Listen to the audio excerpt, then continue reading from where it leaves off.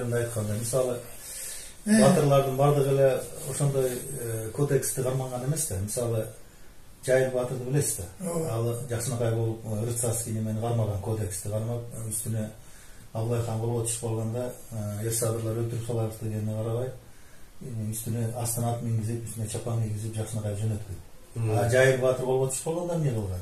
Не только Жайыл батырды, балдарын кошуп. Балдарын кошуп кечип коет. Абылай өзү тигилерден да катуу батыр болгон. Туура. Мына күчүн айтсам, канча жашында Абылай колго түштү? Жайылда эмне үчүн колго түштү? Бул Абылай өзү жанагы Санжырада 2 жолу колго түшкөн деп айтылат Кыргызстанда. Бирөө жаш кезинде. Туура. 13 жашында. Абылайдын абылмасы жөнүндө айтып атасыздар, э? Ооба, ошол абылмасы өзү. Анан кийин источниктерде бул Кыргызстарга да колго түшкөн, калмактарга да.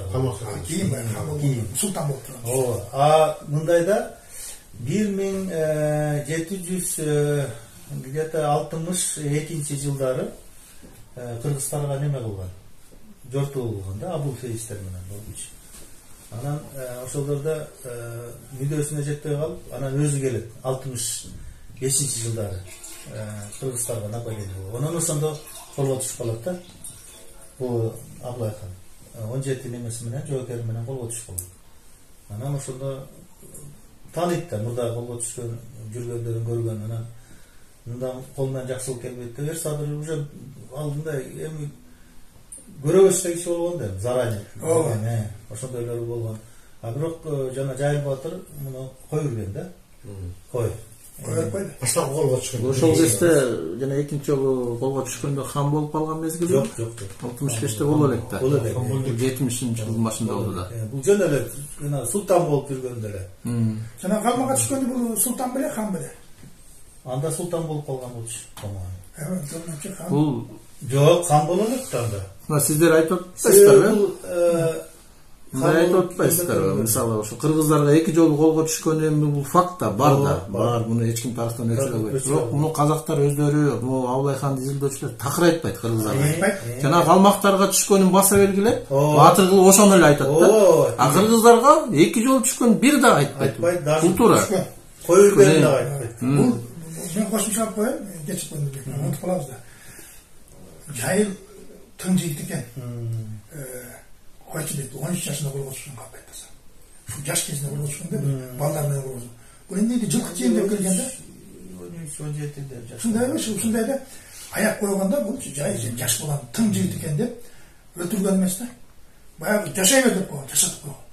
Баягы кароодо жүргөн, жашап жүргөндө аябай тың чыгып, ошондо эле кыргыздар менен жаңдалдашып, намысын бербей койгон, ошондо элечи. Ошондо кыргыздар чогулуп айтып, ой, намыской жигит экен ай, депчи. Ай, казактын бир тың жигит экен. Жаш экен, тим койгула дегенде Жайыл. Бирок аягы эмне болду? Билесиңби? Ал аяк койгон. Жайыл карап айтып келе айтпайт. Айтпайт да. Айтпайт. Бул жөнүндө эч сөз айтпайт да. Ал эми туура айтасың. Бул жанагы Чарык беле Галдан Зеленин. Ооба.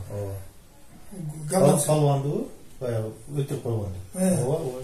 Казакта эми айтылат. Эми мен урукчу чүрдүм муну эле. Эми Абылай жаш кезинде өтүп экен да. Анда неме болгон эмес, хан болгон эмес. Бул 1770-жылдары. 71-жылдары хан болгон. Ал жөн султан болуп, батыр болуп жүргөн. Анда казакта мындай айтылат. Баягы уктап бул өтөгүл болуш керек. Өкө уктап жатканда дос да. Уктап жатканда Галдан баягы мындай да. Баягы казактар калмак менен согушкан атат дегенде Абылай бар. Төлөбүдөн сурамапты. Казактар чыгып мен барышым керек дейт. Ай бар да, батасын берип коет Төлөбү. Ошондо барганда казактын ханы жекеге эч ким чыгара албайт. Эч ким жок экен. А жактан Чарыш беле? Ооба, Чарыш чыгып, шорлуу казак диңдин башынан алайын чык бери деп, эч ким чыкпай аткан. Ал ошон Чавышта, Элсайышта Чарыш деген барын өтүп чыккан да. А ошондон Абылай өлүп чыгып атпайбы? Мен чыгам деп. Аны өзүнүн кайраттуусунан баягы эмесинен көрүп элечи. Абылмансур беле аты башка бир казактын эмес ханы.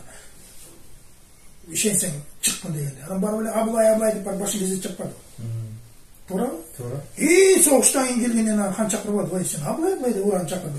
Кимге барасың? Сен барасың. Бир баласы качты деп уктум эле. Сен турбайсыңбы? Анда мен сага бийликти берем дейт. Мен ошого талашып аткам сенденчи. Анда султан болду беле, же хан болду беле деп. Анткени бул Галдан Серенди өлтүрүп койгондо Галдан Серендин күйөө баласы болгон чарыш. Ооба. Анан Галдан Серенин жигиттерин түнү бою издеп жүрүп бир айдан 3 айдан кийин мына талаада уктап жаткан жерден кармап алат. Өтөгөн ул болуш керек менимче. Анан Абылайды кармап алат да. Анан алып келгенде ушул жерде бир сөз бар да. Абылай туруп турат. Жүр, колуна шыян кармаган Галдан Серен айтпай, акмак десе. Өзүң келдиңби дейт. Мен өзүм келген жокмун дейт. Эми сенин башыңды кесип жер экен дейт. Анан айтат, башты кессеңиз кесиңиз дейт. Бирок сиз адамгерчилик иш кылдыңызбы дейт. Сен чарышты өлтүрдүң күйөө баламды. Ошон үчүн башыңды алам дейт. Чарышты өлтүрсөм мен бирден бирге чыгып. Жекеме чыгып өлтүрдүм. Ким күчтүү болсо ал жеңди дейт.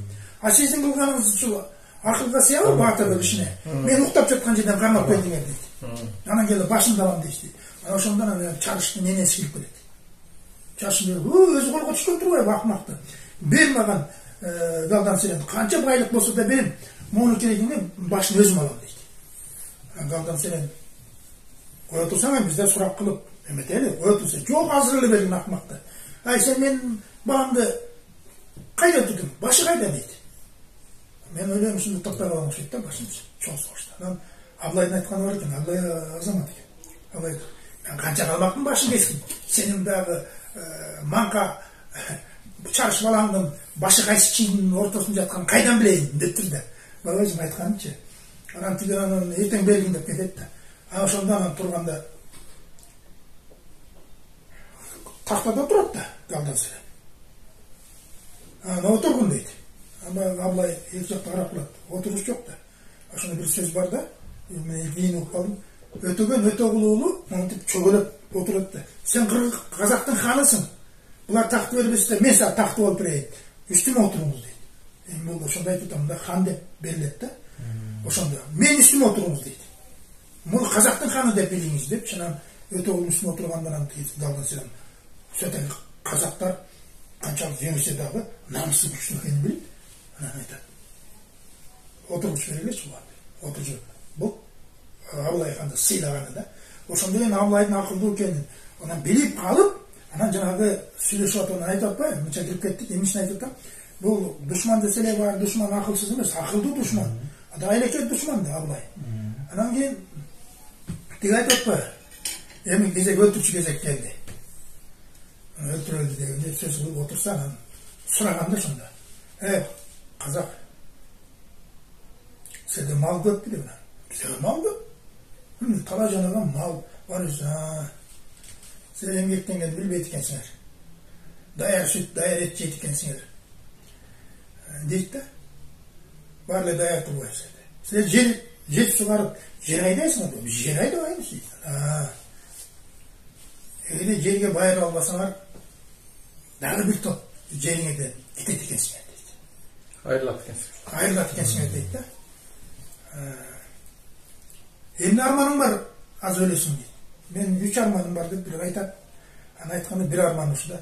Ар бир баягы жылда биздин тукумдан бир эле киши өлөт. Эгерде азыр мен өлүп кетсем, как будто мен бул дүйнөдө жашагандай болбой калам дейт. Ошондон Галдан Серен мындай карап Вазирин айткан экен. Калмакчы айткан экен да. Мен деле Амырсан деген эле балам бар. Ал өлүп кетсе, мен деле ушундай экөөбүздүн тагдырыбыз бир экен дейт. Анан бул калмакчы билет экен да. Алдыярдык бекирип келет да. Атет, эмне алдыяр дейсиң? Мен сага азаттык бердим дейт. Азаттык бергениңиз ушул да. Сиз өзүңүздүн балаңызга теңебедиңизби мени дейт да. Анан ошого жүрүп кетип айтат. Ай, кыргыз казак, калмак. Ол Амир Асан менен дос болчу, Амырсан менен. Дос бол. Ошол дос болгондагы анан сен калмак башкарат, сен казакты башкарасың. Ошондой эл ортосунда тынчтык орношот турган кое берген ошондо. Абылайдычы, негизи ушинтип айтылат да. Кандай дейсиң? Туура. Ушундайбы? Эки кызды алып берип кое берет. Вот ошондой. Туура. Анан мен кетип элем. Ошодон бир кызды бергенде кыздын кичинекей баласы турган. Иниси турганда ыйлап. Анан ошондо галда сен этпей. Ушинтип алып алчы, эне кылып. Эне ал дейт. Эне кылып алып ал дейт да. Бул дагы калмак менен казактын ортосундагы баягы тынчтыктын баягы белгиси болсун дейт да. Ошондо төрөлгөндөр мен ойлойм, жана Үмбетай, Мамбетай ушундай аттар бар. Илгери мен унутуп калдым, илгери укканды. Ошентип баягы Абылай анан кийин Абрасанды колдоп чыкпады. Айткан сөзү турду, колдоп чыкты да. Мына Абылайдын айткан сөзү ачык болуп, баягы ачык эле кармашкан. Бул жерде баягы эле азыркы учурда эле биздин эле бул чала бузук тарыхчылар бузуп атпай. Биз болгондой айтып койсок, ортобузда тынчып калабыз да. Туурабы? Биз азыр максат ал эмес да.